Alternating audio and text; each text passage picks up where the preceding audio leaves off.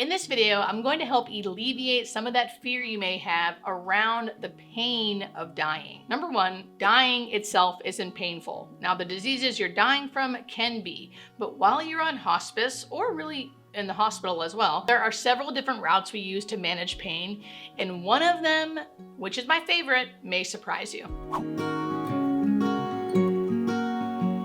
How do we give pain medicine? There's several ways for pain medicine to be given.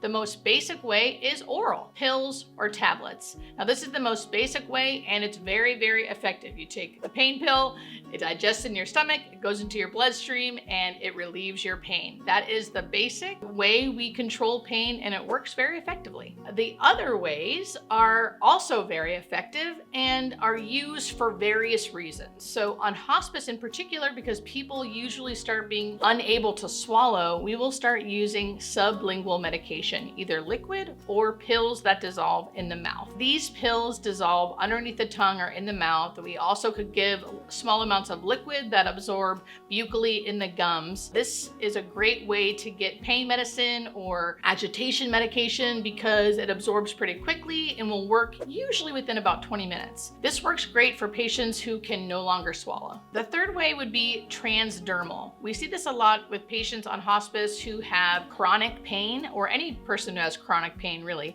They can be placed on a fentanyl patch, which is a patch that's placed on your skin and replaced every 72 hours. You have a slow release of medication hour by hour from the patch for 72 hours. There are also things called scopolamine patches, which are placed behind the ear that can help with nausea and vomiting. We use things like lidocaine patches, which can be placed on the body to help with pain as well. The fourth route can be subcutaneous. This is usually through a little needle that we can put in the adipose tissue on your abdomen or your thighs or the back of your arm. That can be placed, and it's like an IV, but instead of going intravenous, it's going into your subcutaneous tissue and managing your pain there. We see this a lot with patients who are having uncontrolled pain and the sublingual medications are no longer working. Subcutaneous route is a very good way to manage pain or agitation without having to have it be an IV. The fifth way, which we don't normally see on hospice, is IV access. So a lot of patients who come on hospice still will have their port accessed,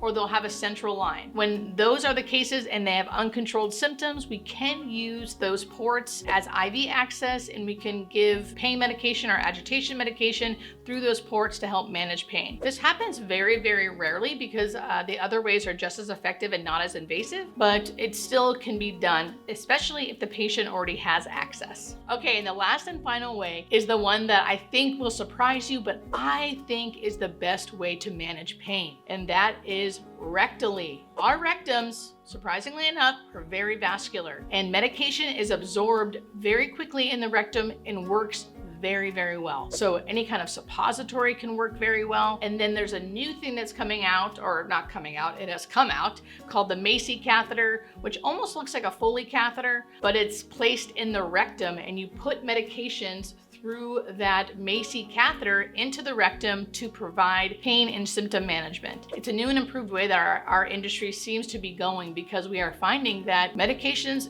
through the rectum seem to be very, very effective. Of course, a lot of patients and families are resistant at first because anything in the rectum sounds a little scary, but I think once they see how well it works, it usually gets a thumbs up, and definitely gets a thumbs up for me. I think it's a great way to manage pain. Hospice companies should be able to provide various forms of ways to control your pain or symptoms while on hospice. So hopefully this knowledge can help give you some control, help you advocate for yourself. Let me know if you have any questions in the comments, and thanks for watching.